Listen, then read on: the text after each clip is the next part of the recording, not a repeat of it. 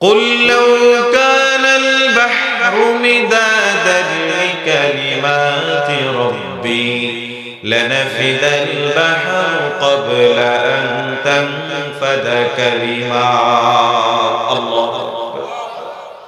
রব্বুল আলামিন বলে, গোলাম, আমি আল্লাহ তাআলা তোমার মাথা থেকে পা পর্যন্ত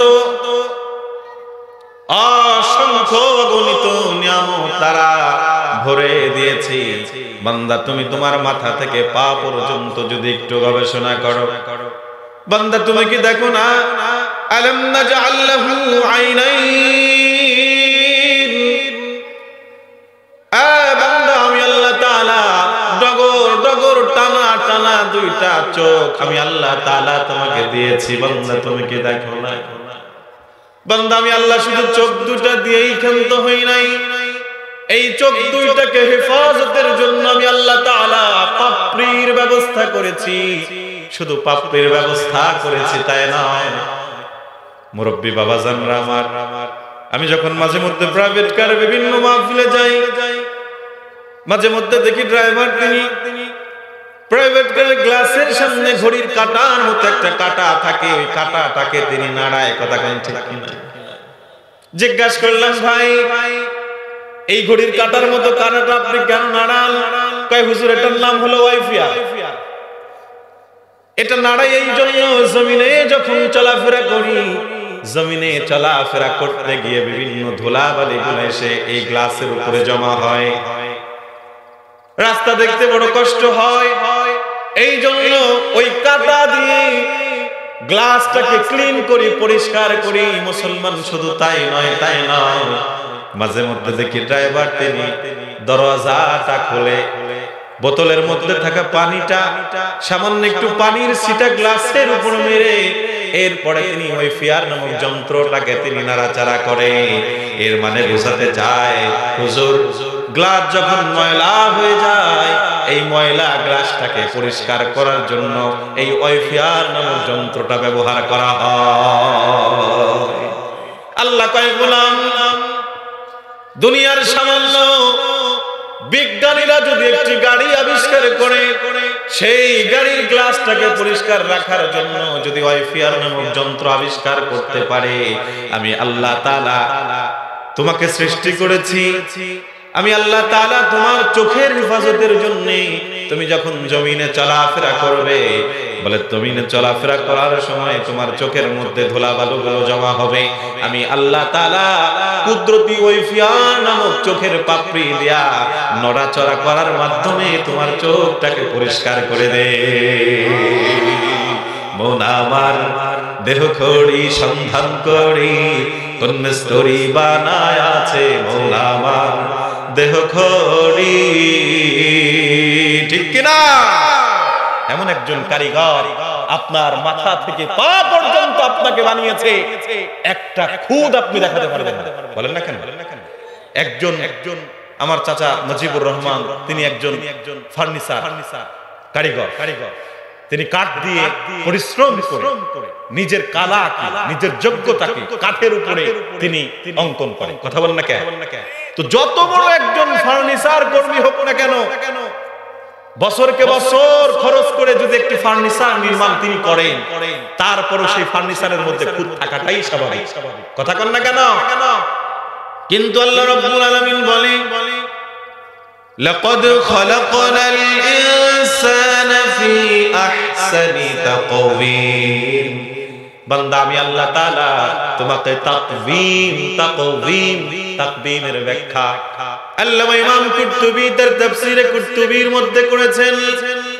বিখ্যাত মুফাসসির আল্লামা ইমাম কুরতুবী তাকবীমের ব্যাখ্যা করেছেন, যাকে যেখানে যেভাবে সৃষ্টি করলে ওই সৃষ্টির মধ্যে অসম্পূর্ণতা থাকে না, ওইভাবে সৃষ্টি করার নাম হলো তাকবীম। জোরে বলি সুবহানাল্লাহ।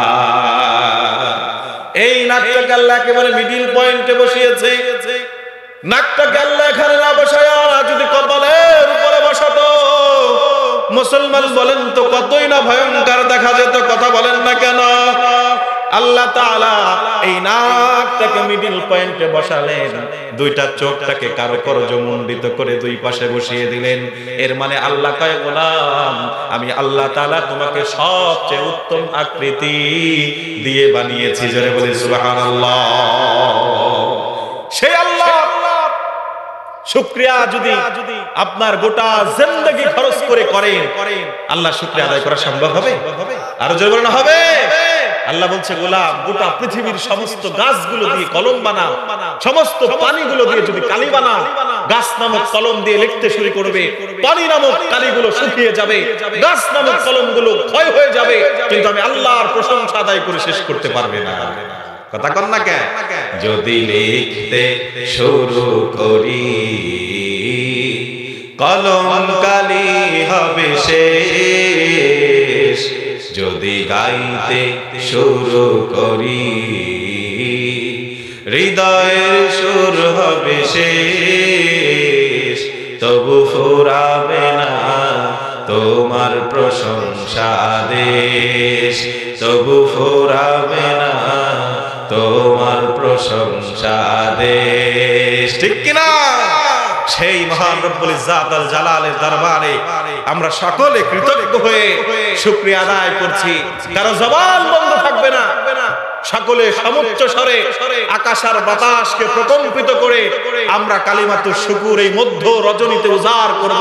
সকলে পড়ে উঠবো আলহামদুলিল্লাহ। রব্বানা লাকাল হামদ হামদান কাসীরা তাইয়িবান মুবারাকান ফীহি।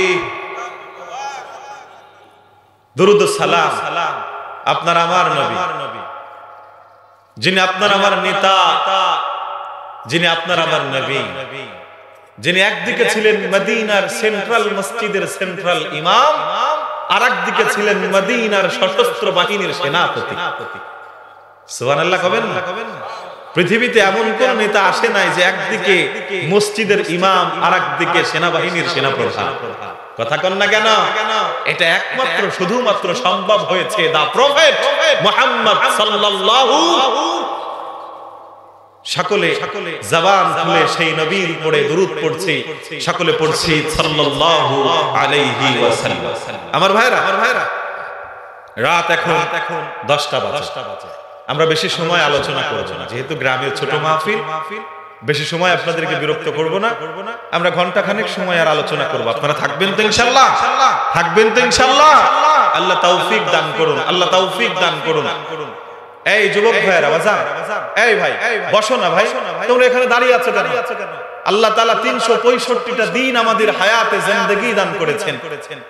365টা দিন এবং রাত্রের মধ্যে মাত্র একটা রাত্রের কিছুটা অংশ আল্লাহ তার কোরআনের জন্য চাচ্ছেন। এটাও যদি দিতে না পারি, এর থেকে ব্যর্থতার পরিচয় আর হতে পারে? আরো জোরে বলেন পারে? যাদের কর্ণকুহুর পর্যন্ত আমার মাইকের আওয়াজ যাচ্ছে, আমি মেহেরবানি করে তাদেরকে উদাত্ত আহ্বান জানাবো। কত রাত কেটে যাবে, কত দিন কেটে যাবে, কিন্তু আল্লাহর কোরআনের জন্য যদি একটু সময় দিতে না পারি, এই আফসোস কিয়ামত পর্যন্ত থেকে যাবে। কথা কন না কেন? আল্লাহ তাআলা আমাদের প্রত্যেককে কোরআনের মাহফিলে বসে, কোরআনের প্যান্ডেলে বসে কোরআনের বরকত নেওয়ার তৌফিক দান করুন। সকলে পড়ুন আমিন। সম্মানিত ভাই, আসুন এই কোরআনের মাহফিলে বসলে গুনাহ হয় না সওয়াব হয়? আরো জোরে বলেন, গুনাহ না সওয়াব? আজকে বাংলাদেশের মুসলমান কোরআনের মাহফিলের মর্যাদা দিতে পারে না, কোরআনের মাহফিলের পূর্ণাঙ্গ যথার্থ মর্যাদা তারা দিতে জানে না, কারণ কোরআনের মাহফিলের যে দাম, এই দাম সম্পর্কে তাদের কোনো জ্ঞান নাই। কথা কন না কেন? আল্লাহর হাবিব বলেছেন, নাযালাত আলাইহিমুস সাকিনা, এই জায়গাটাতে আল্লাহ তাআলা তার রহমতের বৃষ্টি। যেই মানুষগুলো দুনিয়ার মাহফিলের প্যান্ডেলে বসে কোরআনের আলোচনা শুনে, আল্লাহর হাবিব বলেছেন আল্লাহ তাআলা আসমানের ফেরেশতা পাঠায়া দিয়া ওই মানুষগুলোকে চার দিক থেকে বেষ্টন করে রাখা। এক একজন ফেরেশতা আল্লাহর আরশ পর্যন্ত পৌঁছে যায়। আল্লাহ ডাক দিয়ে জিজ্ঞাসা করে, এই তোমাদের মধ্যে আজকে এত উৎফুল্লতা কেন দেখা যাচ্ছে, এত আনন্দিত কেন তোমরা? ফেরেশতারা বলে, ইয়া আল্লাহ, জমিনের মধ্যে দেখলাম তোমার কিছু বান্দারা সিরাফাটা সামিয়ানার নিচে বসে বসে তোমার কোরআন শুনে। আল্লাহ বলে কি জন্য শুনে? বলে তোমার জান্নাতের জন্য শুনে। আল্লাহ কয় আর কি জন্য? কয় তোমার জাহান্নাম থেকে নাজাতের জন্য। আল্লাহ কয় ওরা কি জান্নাত দেখছে? কয় না আল্লাহ দেখে নাই। ওরা কি জাহান্নাম দেখছে? কয় না আল্লাহ দেখে নাই। তাহলে কয় আল্লাহ তোমার কোরআন শুনছে, কোরআনের মধ্যে তুমি জান্নাত আর জাহান্নামের আলোচনা করেছো। আল্লাহ কয় ফেরেশতারা তোমরা সাক্ষী থাকো, আমি আল্লাহ তাআলা তাদের জন্য জান্নাতের ঘোষণা করে দিলাম। জোরে বলি সুবহানাল্লাহ। আমার ভাইরা, কোরআনের মাহফিলের দাম আছে না নাই? আল্লাহ নবী বলেছেন নাযালাত আলাইহিমুস সাকিনাহ, আল্লাহ তাআলা এই সমস্ত কোরআনের প্যান্ডেলের উপরে তার রহমতের বৃষ্টি বর্ষণ করে। জোরে বলি সুবহানাল্লাহ। এই রহমতের বৃষ্টি আমি আর আপনি দেখতে পাই না। দেখবেন কিভাবে মুসলমান? এই রহমতের বৃষ্টি দেখার জন্য যে একটা চোখ দরকার, এই চোখ কিন্তু আমার আর আপনার নাই। এই চোখটাকে বলা হয় মারেফাতের চোখ। কিসের চোখ? আমাদের সমাজে কিছু মারেফতি আছে না? আরো জোরে কোন আছে না? কয় পানির নিচে মোমবাতি ফু দিলে নিভে না, আমগো বাবার মুরিদ হইলে নামাজ রোজা লাগে না। নাউজুবিল্লাহ কবেন? আরো জোরে কোন নাউজুবিল্লাহ। এই সমস্ত ভণ্ড নামক প্রতারকগুলা এই সমাজের মানুষকে শরীয়ত বাদ দিয়ে, তরিকত বাদ দিয়ে, হাকিকত বাদ দিয়ে মারফতের সবক পড়ায়া পড়ায়া মুসলমানের ঈমান হরণ করছে। কথা বলেন ঠিক কিনা? আমরা পীরের বিরুদ্ধে না, আমরাও তো পীরের মুরিদ। আমরাও তো কোনো না কোনো পীরের মুরিদ।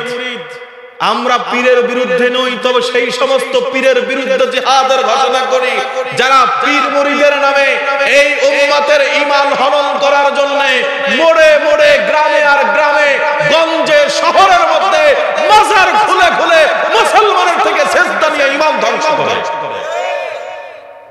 এরকম মাজার আছে না নাই যেই জায়গায় মুসলমানরা কি সিজদা দেয়? কথা কন না কেন? মুসলমান মাজারে সিজদা দেওয়া জায়েজ আছে? আরো জোরে বলেন আছে? সিজদা পাওয়ার একচ্ছত্র মালিক যিনি, তিনি কে? আরো জোরে বলেন কে? আপনাদের বিশ্বাস হয় না? সিজদা পাওয়ার একমাত্র যোগ্য কে? এই কার কার বিশ্বাস? হাত তুলেন তো। লিল্লাহি তাকবীর। যদি আল্লাহকে ছেড়ে অন্য কাউকে আমরা সিজদা দেই, ঈমান থাকবে? আরো জোরে বলেন থাকবে? আহলে সুন্নাত ওয়াল জামাতের আকীদা হলো আমরা মাকে মাই বলি, স্ত্রীকে স্ত্রী বলি। কথা বলেন না কেন? আমরা মাকে মাই বলি, বউকে বউ বলি। বউকে মা বললে যেমন বউ থাকে না, মাকে বউ বললে যেমন মা থাকে না, ঠিক তেমনি ভাবে আহলে সুন্নাত ওয়াল জামাতের আকীদা হলো আল্লাহ আল্লাহই, রাসূল রাসূলি। রাসূলকে আল্লাহ বললে যেমন ঈমান থাকবে না, আল্লাহকে রাসূল বললেও ঈমান থাকবে। স্পষ্ট কথা। বউকে মা বললে যেমন বউ থাকে না, রাসূলকে আল্লাহ বললে কথা কয় না কে? ঈমান থাকে না, ঈমান থাকে না। মুসলমান নবী তো দূরের কথা, আপনি আপনার পীরের দরবারে গিয়ে, পীরের মাজারে গিয়ে যে সিজদা দিলেন, এই সিজদা পাওয়ার মালিক তো একমাত্র আল্লাহ। আল্লাহর ছেড়ে যখন দুনিয়ার মানুষকে, যখন পীরকে যখন আপনি সিজদা দিলেন, তাহলে পীরকে আল্লাহর স্থানে বসাইলেন। আর পীরকে যখন আল্লাহর স্থানে বসালেন, আপনার ঈমান থাকবে? আর ঈমান থাকবে? খাজার শরণে কত সিজদা পড়ে চরণে, খাজার শরণে কত সিজদা পড়ে চরণে। গাঞ্জা লয়া কলকি টানে রয় না কিছু পরনে, গাঞ্জা লয়া কলকি টানে রয় না কিছু পরনে। খাজার শরণে কত সিজদা পড়ে চরণে, খাজার শরণে কত সিজদা পড়ে চরণে। এই যুবকটা ঠিক কও না কে? জোরে কও ঠিক। মাজারে মাজারে ভাই রে কত আসে কাছে ভাই, নামাজ রোজার ধার ধারে না, একটার মুখেও দাড়ি না।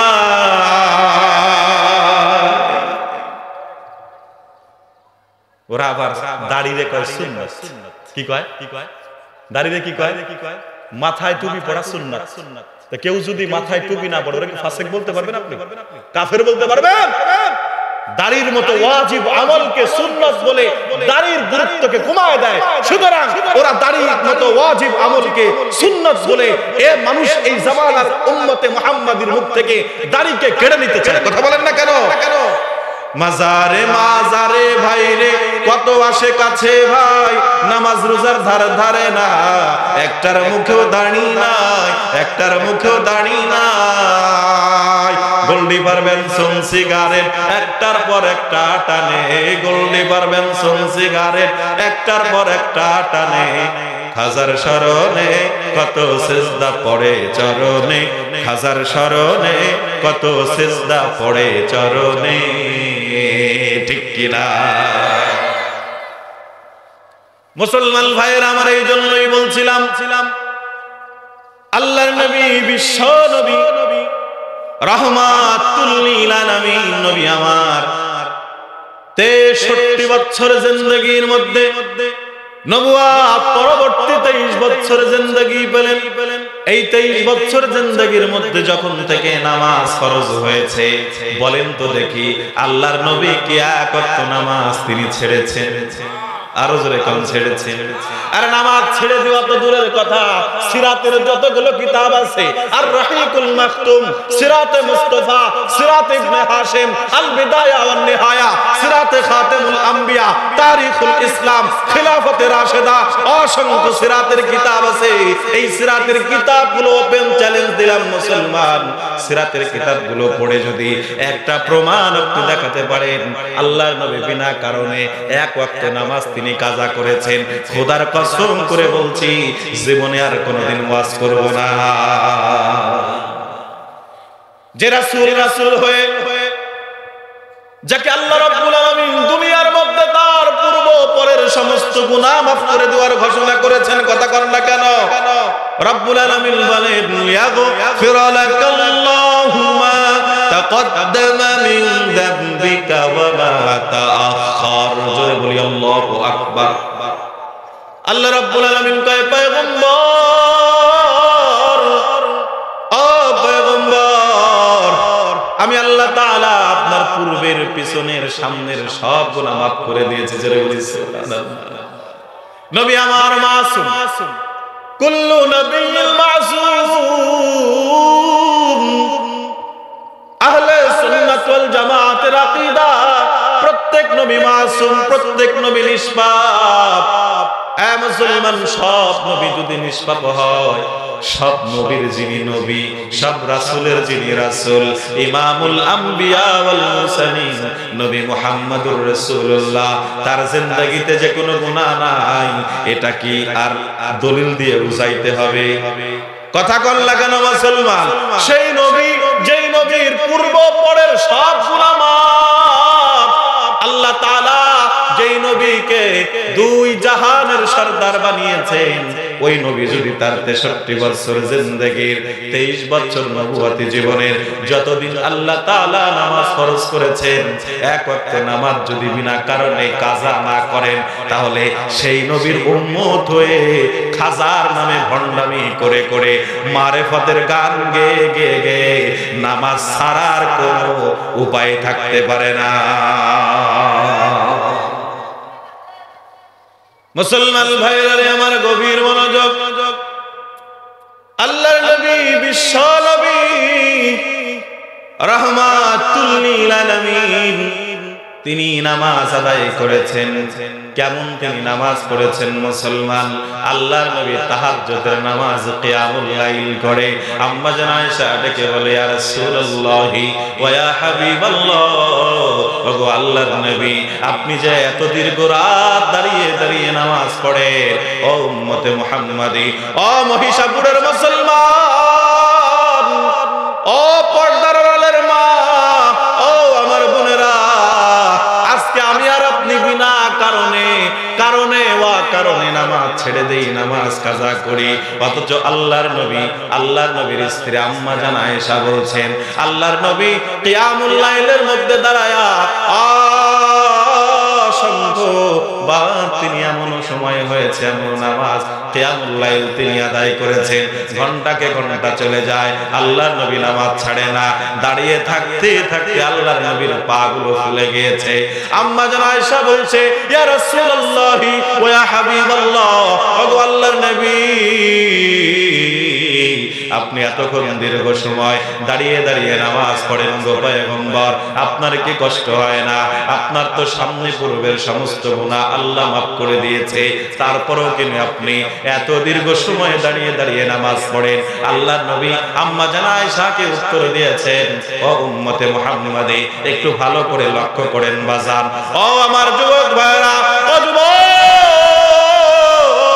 তোমাদের যৌবন বয়সের বড় দাম।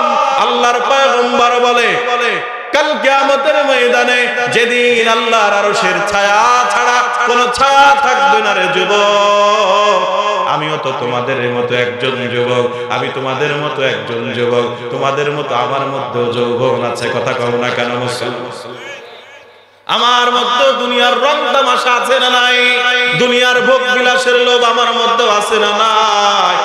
যুবক ভাইরা, দুইখান হাত তোমার পায়ের মধ্যে দিয়ে বলে যাই রে বাজান, আল্লাহর নবী বলেছেন, কাল কিয়ামতের ময়দানে ওয়াশাবুল মান নাশআ ফি ইবাদাতিল্লাহি তাআলা, ওই সমস্ত যুবক যারা তাদের যৌবন বয়সটা আল্লাহর ইবাদতে লাগিয়েছে, আল্লাহ রাব্বুল আলামিন বড় দয়া করে মায়া করে ওই যুবকগুলোরে আল্লাহ তাআলা তার আসমানের নিচে আল্লাহর ছায়ার নিচে তাদেরকে জায়গা করে দিবে। যুবক, সেই আল্লাহর আরশের ছায়ার নিচে যেতে চাও কি চাও না? এই কে কে চাও একটু হাত তুলে দেখাও তো আল্লাহ রে। আল্লাহ কবুল করুন, আল্লাহ কবুল করুন। কে বলছে লোক আসে না? এই এলাকার মানুষ ওয়াজ শুনে না, কে বলছে? ইনশাআল্লাহ আসবে, সময় দেন, আসবে ইনশাআল্লাহ। কথা কন না কেন? মুসলমান ভাইরা রে আমার, গভীর মনোযোগ। আম্মা জান আয়েশা সিদ্দিকা রাদিয়াল্লাহু তাআলা আনহা আল্লাহ নবীকে যখন প্রশ্ন করেছে, নবী গো, এত কষ্ট করে দীর্ঘ সময় কেন নামাজ পড়েন? আল্লাহর নবী যে উত্তর দিয়েছেন, ও বৃদ্ধ বাবাজিরা, ও যুবক ভাইরা, ও আমার বাবা, কানগুলো খাড়া করে দেন। আল্লাহর নবী যে উত্তর দিয়েছেন, আল্লাহর নবী বলেন, আয়েশা রে, আফালা আকুনা আবুদান শাকুরা, আয়েশা, আমি কি আল্লাহর শুকরগুজার একজন বান্দা হব? আল্লাহ তাআলা বড় দয়া করে, বড় মায়া করে আমার সমস্ত গুনাহগুলো মাফ করেছেন আয়েশা। আমি আল্লাহ তাআলার শুকরিয়া কিয়ামত পর্যন্ত যদি সিজদায় পড়ে পড়ে আদায় করি, তাও তো শুকরিয়া আদায় হবে না। কথা কন না কেন মুসলমান? ও মুসলমান, আজকে সেই মুসলমান হওয়ার পরে আমি আর আপনি নামাজ পড়ি না, আমার কানের মধ্যে আজানের ধ্বনি আসে, তারপরও মসজিদের মধ্যে যায় না। ও মুসলমান, আমি আর আপনি জমিনের মধ্যে কোদাল কোবাই, কোদালটা পিছনের দিকে চলে গেছে, সামনের দিকে আনার আগেই আল্লাহর আজান হয়ে গেছে। সাহাবাদের আমল হলো ওই কোদালকে আর সামনে আনে নাই, পিছনেই ফেলে দিয়ে মসজিদে দরকার। কথা কর না কা? এই ভাইজান, সমস্যা, হ্যাঁ, এক নম্বর যাবেন, ছুটি ছাড়া যাওয়া যাবে। যারা বলছেন ছুটি ছাড়া, আমি বলছি না, আমি কিন্তু 2 ঘন্টার আগে ওয়াজ সারি নাই, কিন্তু এই জায়গায় আমি বলছি 1 ঘন্টা ওয়াজ করব ইনশাআল্লাহ। 1 ঘন্টা 11টার দিকে ইনশাআল্লাহ আমি শেষ করে দেব। একজন উঠবেন। আমার মসজিদে আমি যে জায়গা জুমা পড়াই, বারান্দায় এতগুলো লোক। মুসলমান ভাইরা রে আমার, গভীর মনোযোগ। তাহলে বলছিলাম, এই মাহফিলগুলো যেই আল্লাহ তাআলা তার রহমতের বৃষ্টি দিয়ে বেষ্টন করে নেয়, এটা দেখার জন্য, বোঝার জন্য একটা মারেফাতের চোখ দরকার আছে না নাই? আরো জোরে বলেন, আছে না নাই? যেই চোখটা ছিল হযরত ইয়াকুব পয়গম্বরে। কার ছিল? আরো জোরে বলেন, কার? একে পুরসিদ আজা গম কর দফর জন্দ কে আই রৌশন গহর পীরে খেরাদমন্দ জমিশ রশবুয়ে পীরাহন শমীদে চেরা দরজা হে কনা নশনদীদি বগুফত আহওয়া লিমা বরকে জাহানাস্ত ওদে বরগা লিমা বরকে জাহানাস্ত। মুসলমান ভাইয়েরা আমার, ইয়াকুব পয়গম্বর আল্লাহ তাআলার জালিলুল কদর পয়গম্বর। আল্লাহ রাব্বুল আলামিন ইয়াকুব পয়গম্বরকে একজন সন্তান দান করেছেন, নাম তার ইউসুফ। নাম কি? ইউসুফ পয়গম্বর। ইউসুফ পয়গম্বরকে আল্লাহ তাআলা ছোট্ট বয়সেই ভবিষ্যতের নবী হওয়ার ভবিষ্যৎবাণী স্বপ্নে যোগের মাধ্যমে দেখিয়েছেন। ইউসুফ পয়গম্বর স্বপ্নটা দেখে বাবার কাছে কয়, বাবা রাআইতু আহাদা আশারা কাওকাবা, বাবা আমি 11টা চন্দ্র নক্ষত্র গ্রহগুলো আমি আল্লাহ তাআলা আমাকে দেখাইছে, আমি স্বপ্ন যোগে দেখছি। কি এর ব্যাখ্যা কি? ইয়াকুব পয়গম্বর বুঝছে, দুনিয়ার কোনো মানুষ বুঝে না, ইউসুফ পয়গম্বরও বুঝে নাই। আল্লাহর পয়গম্বর ইয়াকুব কয়, ইউসুফ তুমি এই ঘটনা কারো কাছে বলবা না, তুমি স্বপ্ন যোগে যে এই ঘটনা তুমি দেখছো এটা কারো কাছে বলবা না। কিন্তু কারো কাছে না বললেও ওই যে আমাদের বাংলা ভাষায় একটা প্রবাদ আছে, দেওয়ালেরও কান আছে। কথা কন না কে? দেওয়ালেরও কান আছে, এক কান দুই কান করে এই ঘটনাটা ছড়াই গেল। ইউসুফ পয়গম্বরের বড় বড় 10 জন ভাই, ইয়াকুব পয়গম্বরকে আল্লাহ তাআলা মোট 12টা সন্তান দিয়েছে। কয়টা? ইউসুফ পয়গম্বরের ছোট এক আপন ভাই নাম হলো বিনিয়ামিন, আর বাকি 10 ভাই তারা হলো সৎ ভাই। এই 10 ভাই তারা চক্রান্ত করে ইউসুফ পয়গম্বরকে ইয়াকুব থেকে আলাদা করে ফেলল। ইয়াকুব পয়গম্বরের সন্তান ইউসুফ পয়গম্বরকে 10 ভাই মিলে বাবা ইয়াকুবের থেকে তারা খেলার ছলে বিনোদনের জন্য তারা নিয়ে গেলেন মুসলমান। নিয়ে যাওয়ার পরে ইউসুফ পয়গম্বরের হাত পা বেঁধে তারা কুয়ার মধ্যে ফেলে দিলেন। ঘটনা আপনারা জানেন কি জানেন না? ঘটনা বলা উদ্দেশ্য নয়, আমি সূরা ইউসুফের তাফসীর আপনাদেরকে করে শোনাচ্ছি না মুসলমান। আমার আলোচনার মূল যেই কথাটা, এই ঘটনা দ্বারা আমি যেটা বোঝাতে চাই, ইউসুফ পয়গম্বর একদিন দুই দিন নয়, তিন দিন পর্যন্ত কেনানের কূপের মধ্যে পড়ে পড়ে মানবেতর জীবন যাপন করলো। মুসলমান বলেন তো দেখি, 3 থেকে 3.5 মাইল দূরে ইয়াকুব পয়গম্বর তিনি কিন্তু ইউসুফের কোনো খোঁজ খবর জানে না। কথা কোন ঠিক কিনা? ইউসুফ পয়গম্বর একদিন দুই দিন নয়, 3 দিন পর্যন্ত কেনানের কূপের মধ্যে পড়ে মানবেতর জীবন যাপন করে, কিন্তু ইউসুফ পয়গম্বর কোনো খোঁজ নিতে পারে না। মুসলমান এখানে ছোট্ট একটা কথা আপনাদেরকে বলতে চাই, হে মুসলমান, যদি বুদ্ধি বিবেক আল্লাহ তাআলা দান করে থাকে, আপনারা একটু আমাকে উত্তর দেন। এই যে ইউসুফ পয়গম্বরকে 10 ভাই মিলে চক্রান্ত করে ষড়যন্ত্র করে হাত পা বেঁধে তারা কুয়ার মধ্যে ফেলে দিল, বলেন তো দেখি ইউসুফ পয়গম্বরের কি দোষ ছিল? কি দোষ ছিল? কথা কোন কি দোষ ছিল? কোন দোষ ছিল? ইউসুফ পয়গম্বর কি দেশের টাকা বস্তা ভর্তি করে নিয়ে বিদেশের মধ্যে গাড়ি আর বাড়ি বানাইছে? ইউসুফ পয়গম্বরের কি নারীবাদী কোনো কেলেঙ্কারি ছিল? ইউসুফ পয়গম্বর কি যুদ্ধ অপরাধী ছিল? ইউসুফ পয়গম্বর কি রাজাকার ছিল? তারপরে ইউসুফ পয়গম্বরকে 10 ভাই মিলে চক্রান্ত আর ষড়যন্ত্র করে কেনানের কূপের মধ্যে ফেলালো কেন? একটা মাত্র অপরাধ, ইউসুফের জনপ্রিয়তা বাবার কাছে বেশি। কথা কন না কেন? বাবা অন্য 10 ভাই থেকে ইউসুফকে বেশি ভালোবাসে, ইউসুফকে বেশি আদর করে, ইউসুফকে বেশি আপন মনে করে।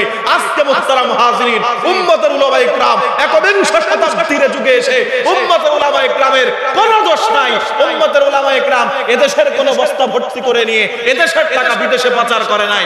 যুদ্ধ অপরাধীর কোনো কেলেঙ্কারি উলামায়ে কেরামের বিরুদ্ধে নাই, কোন নারীবাদী কেলেঙ্কারি উলামায়ে কেরামের বিরুদ্ধে নাই। উলামায়ে কেরামের একটা মাত্র দোষ, তারা এই জামানার মানুষগুলোর কাছে মহাব্বতের পাত্র। কথা কোন ঠিক কিনা? এটাই উম্মতের উলামায়ে কেরামের দোষ। এই জন্য ওদের চোখ টাটা, এই জন্য ওদের শরীরের মধ্যে চুলকানি লাগে, এই জন্য ওরা উলামায়ে কেরামকে বিভিন্ন তকমা লাগায়া রাজাকার বলে, জঙ্গিবাদ বলে, বিভিন্ন ধরনের অনৈতিক কর্মকাণ্ডের সাথে উলামায়ে কেরামকে মিথ্যাভাবে জড়িত করে এরপরে জেলের পর জেল, কোর্টের পর কোর্ট, 144 তাফসীর মাহফিলে জারি করে। কথা কোন ঠিক কিনা? সুতরাং 21শ শতাব্দীর যুগে এসে এ জাতির বন্ধু কারা আর এ জাতির শত্রু কারা মানুষ কিন্তু বুঝে গেছে। কথা কন না কেন? দীর্ঘ 16 থেকে 17 বছর পর্যন্ত যারা উম্মতের উলামায়ে কেরামকে রাজাকার বানিয়েছিল, জঙ্গিবাদ বানিয়েছিল, বিভিন্ন ধরনের তকমা দিয়ে উম্মতের উলামায়ে কেরামকে জেলের অন্ধকার প্রকাশের মধ্যে দিনের পর দিন আর রাতের পর রাত অন্যায়ভাবে আটকে রেখেছিল, আল্লাহ সুবহানাহু ওয়া তাআলা নতুন স্বাধীনতার মাধ্যমে সেই সমস্ত কুলাঙ্গারদের মুখ উন্মোচন করে দিয়েছে। স্পষ্ট কথা,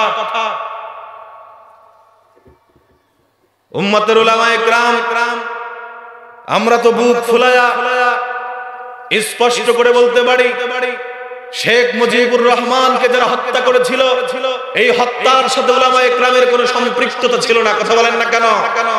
শহীদ জিয়াউর রহমানকে যারা হত্যা করেছিল এর সাথে উম্মতের উলামায়ে কেরামের কোনো সম্পৃক্ততা ছিল না। জাতীয় 4 নেতাকে যারা হত্যা করেছিল এর সাথে উম্মতের উলামায়ে কেরামের কোনো সম্পৃক্ততা ছিল না। সাগর রুনিকে যারা কুপিয়ে কুপিয়ে হত্যা করেছিল এদের সাথে উম্মতের উলামায়ে কেরামের কোনো সম্পৃক্ততা ছিল না। আমার ভাইরা, খাদিজাকে বিশ্ববিদ্যালয়ের মধ্যে কুপিয়ে কুপিয়ে যারা রক্তাক্ত করেছিল এরা কিন্তু মাদ্রাসার ছাত্র ছিল না।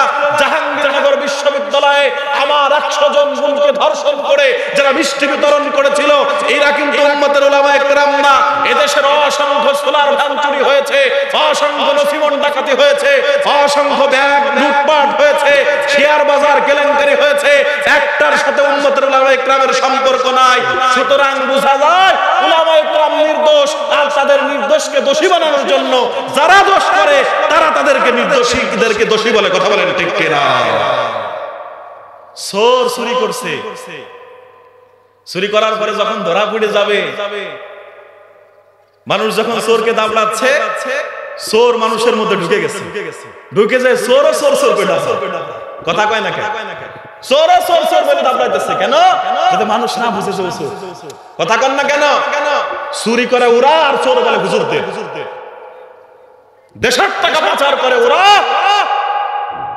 আর অর্থ কেলেঙ্কারি বলে হুজুরদের, নারীবাদী আর মৌলবাদী ওরা, ধর্ম ব্যবসায়ী ওরা আর ধর্ম ব্যবসায়ী বাদে হুজুরদের। কথা বলেন না কেন? দুর্নীতির ওই আক্রায় বসে জাহির করে জ্ঞান,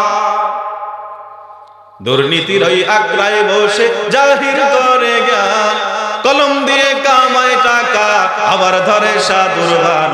ওরা শিক্ষিত শয়তান, ওরা শিক্ষিত শয়তান, ওরা শিক্ষিত শয়তান, ওরা শিক্ষিত শয়তান। ওরা হলো দেশের লাগি মহামারীর মতো, পাইলে কলম ঠাকাইয়া চালায় ওরা নির্যাতন। ঠিক কিনা? ওরা হলো দেশের লাগি মহামারীর মতো, পাইলে কলম ঠাকাইয়া চালায় ওরা নির্যাতন। সুদের টাকায় ওদের বুড়ি, ঘুষের টাকায় ওদের বুড়ি হয়েছে টান টান। ওরা শিক্ষিত শয়তান, ওরা শিক্ষিত শয়তান, ওরা শিক্ষিত শয়তান, ওরা শিক্ষিত শয়তান। ঠিক কিনা? মুসলমান ভাইরা আমার গভীর মনোযোগ। তাহলে বলছিলাম ইউসুফ পয়গম্বরকে 3 দিন পর্যন্ত কেনানের কূপের মধ্যে পড়ে থাকার পরেও ইয়াকুব পয়গম্বর কোনো খোঁজ খবর নিতে পারে না। কিন্তু ওই ইউসুফ পয়গম্বর যখন সামান্য কয়েক বছরের ব্যবধানে মিশরের প্রেসিডেন্ট হয়ে গেছে, খাদ্যমন্ত্রী হয়ে গেছে, আমার ভাইরা 10 ভাই যখন খাদ্যের জন্য মিশরের মধ্যে গেছে, ইউসুফ পয়গম্বর শুধু খাদ্যগুলো দেয় নাই। কিভাবে জানতে পেরেছে যে ইউসুফ পয়গম্বরের বাপ ইয়াকুব পয়গম্বর ইউসুফের জন্য কান্না করতে করতে চোখ দুটো অন্ধ হয়ে গেছে। ইউসুফ পয়গম্বর নিজের পরিচয় দেয় না, কিন্তু তার কাছে যেই জুব্বাটা ছিল, যেই জুব্বাটা ইব্রাহিম পয়গম্বরের দেওয়া, মুসলমান ভাইয়ের আমার, ইব্রাহিম পয়গম্বরকে অগ্নির মধ্যে যখন ফেলে দেওয়া হলো, নমরুদের অগ্নিকুণ্ডলীর মধ্যে ইব্রাহিম পয়গম্বরকে যখন ফেলে দেওয়া হয়, আল্লাহ তাআলা জান্নাত থেকে একটি জুব্বা এনে ইব্রাহিম পয়গম্বরকে পরিধান করায় দেয়। ওই ইব্রাহিমের জুব্বাটা ওয়ারিস সূত্রে ইয়াকুব পয়গম্বর পেয়েছে। ইয়াকুব পয়গম্বর ইউসুফ পয়গম্বরকে দিয়েছিল। ইউসুফ পয়গম্বর সেই জুব্বাটা ভাইদের কাছে দিল, তোমাদের আব্বাকে এই জুব্বাটা তোমরা হাদিয়া দেবে। আশা করা যায় এই জুব্বার বরকতে আল্লাহ তাআলা তোমাদের আব্বার চোখ দুটো ভালো করে দিবে। জোরে বলি সুবহানাল্লাহ। এই ওই ওই ওই দিকটা আসছেন কি আপনারা? এদিকে আসুন, এই যুবকরা একটু আগাও, এদিকে একটু আগাও, এদিকে আগাও। সুবহানাল্লাহ, আলহামদুলিল্লাহ। এই বোতলটা ধরে দাও। সুবহানাল্লাহ, আলহামদুলিল্লাহ। মুহাব্বতে জিকির করেন। সুবহানাল্লাহ, আলহামদুলিল্লাহ।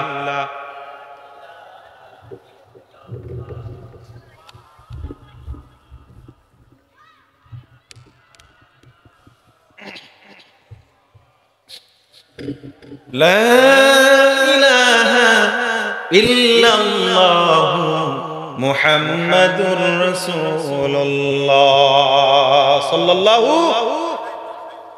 আমার মুসলমান ভাইরা, ইউসুফ পয়গম্বরের দেওয়া জুব্বাটা নিয়ে যখন 10 ভাই বাড়ির দিকে রওনা হয়েছে, এ মুসলমান, এখনো বাড়ি পর্যন্ত ভাইয়েরা পৌঁছে নাই, কিন্তু জুব্বাটা নিয়ে যখন তিনি রওনা হয়েছেন, জুব্বাটা নিয়ে রওনা হওয়া মাত্রই এদিক দিয়ে ইয়াকুব পয়গম্বর তার উম্মতদের কাছে বলতেছে, আমি আমার সন্তান ইউসুফের ঘ্রাণ পাচ্ছি। জোরে বলি সুবহানাল্লাহ। এবার আপনাদের কাছে আমার একটা প্রশ্ন হলো, যদি বুঝে থাকতেন তাহলে বলেন একটু আমাকে, মাত্র 3 মাইল দূরে কিনানের কূপের মধ্যে ইউসুফ পয়গম্বর একদিন 2 দিন নয় 3 দিন পর্যন্ত পড়ে আছে।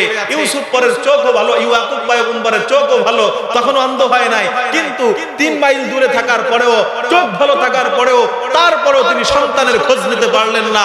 কিন্তু এখন চোখ অন্ধ হয়ে গেছে, বৃদ্ধ হয়ে গেছে।